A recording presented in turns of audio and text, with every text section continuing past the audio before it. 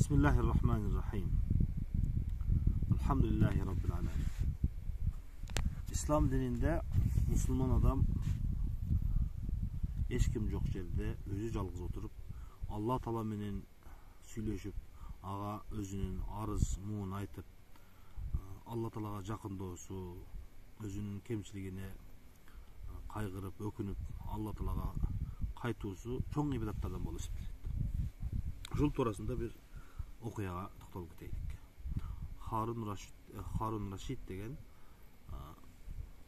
Müslümanlardan bir padişası bir gün açuusu gelip ayalından mындай дейт. Eger de men beyиш elinden bolbosam, beyişke girүүчүлөрдөн болбогон болсом, senin жооңу бердим деп ачууланып айтылат экен. Анан Bagdaddагы алымдардын баардыгын чогултуп, ушул сөзүнө фатва издеп, ушул сөздөн кантип чыксам экен деген максатта алымдар чогултат экен. Алымдардын баардыгын чогултуп сураса, алымдардын баары айтат экен: "О падыша, сизге биз кантип эми кайсы адам сен сөзсүз түрдө бейиш элинен болосуң деп фатва чыгарып бере алат эле. Биз андай деп айтканга кудуретибиз жетпейт. Бирок биз башка бир алымды билебиз. Ошону чакырайлык." Көрсө ошол убакта Багдад шаарында bir alım elge koşulmasından özü ibadat menen, ilim menen alek bolgan bir adam var eken, alım var eken. Oşol alımды çakırışıptır majliske. Çakırıp şuntep padişanın astında alımlar bar otursa, janagı hiç kim tanımagan, bilbegen degen alım geliptir. Gelgen eken eldin baары ordundan turup tosup alışıptır. Tosup alıp anan janagı alım padişaha kayrat eken: "Padişam, men sizden bir nersени суранам. Алымдардын бардыгы чыгып турсун, биз экөөбүз эле калайлык. Сиз менен жалгыз калышты каалаймын" деп падышадан суранат экен. Анда падыша бул алымдын суранышына макул болуп, алымдардын бардыгын чыгарат экен. Анан ушул акырында жалгыз келген алым менен падыша өзү калат экен. Ошондо алым падышадан мындай деп сурайт экен: "Мен сизге Allah Taala'nı ortaga koyup surayman. Siz hiç kim jokto, özüңүz жалгыз болгон убакта bir жол болсо дагы көзүңүздөн жаш агызып ыйладыңыз беле" деп падышага ушундай суроо узатат экен. Анда падыша бул суроого мындай деп жооп берет экен. Сиздерге окуп берейин.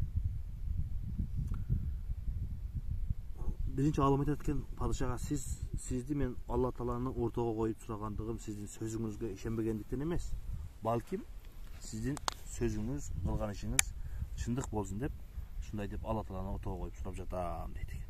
Ошондо мындай дейт экен: "Я амирул муъминин, siz кайсы бир күнү эч ким жок жерде өзүңүз жалгыз отуруп Allah Taala'ны эстеп, көзүңүздөн bir жаш акты беле" деп сурайт экен. Анда: "Ооба, менин көзүмөн жаш аккан" деп бул алымдын сөзүнө мындай деп жооп берет экен: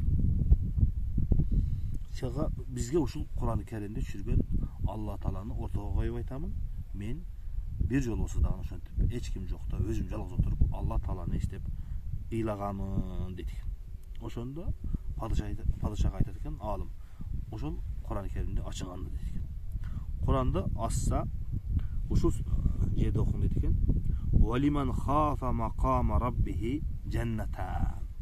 Кимде ким Allah Taala'nын астына барып жалгыз туруштан, Allah Taala'nын астына туруп сурак бериштен корккон болсо, ал адамга эки бейиш берилет деп айткан экен. Фабашшараху бадалал дженна дженнатайни бидалил Кур'ани.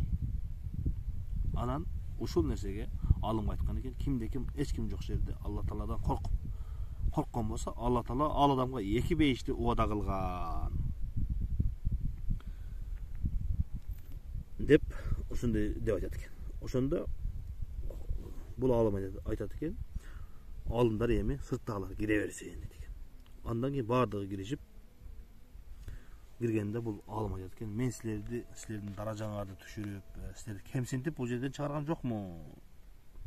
Бирок ал падыша менен өзүм жалгыз калдым. Мага чындыкты айтсын. Элдин көзүнчө чыдабагандыктан ооба деп мен İlavası dağını iladım da aytır beseyin dedim dağı. Allah padişanın özünü жалғыз koydu dedik. Gördüңүздөр da Allah Taala'dan kimde kim hiç kim çok şeyde жалғыз korkkan bolsa Allah Taala'm al adam oşunday 2-5'ti oda kılıptır. Bu padişa biz jana aytkanbız kimde ayalına başında eğer de men 5 şeylerden bolbosam talak beremin dep aytkan ele. Oşonduktan bul alım siz emi uşul Allah Taala aytkan 2-5'tin bürösünde siz boldunuz. Allah Taala'ны hiç kim yok şeyde korkup ilagan ekesiz. Uşul 5'tin bürösünde siz oşlardan bolasınız inşallah degende alımlardan bardığı uşul alımның fatvasından makul boluşup padişanı uşul müşkülden çıkarışkan ekan. Allah Taala barыбызды uşul Amiril Müminin musulmanların padişası hiç kim yoktu ıyrap bu uşul alımның fatvasına layıklı olup Allah Taala'nın 2-5'ine iyisi bolgan adamlardan kılgan bolsun dep Allah Taala'dan surayız. Allah Taala'm barыбыздын bilip kılgan, bilbey kılgan günlerimizi keçirgen bolsun. Assalamu aleykum ve rahmetullah.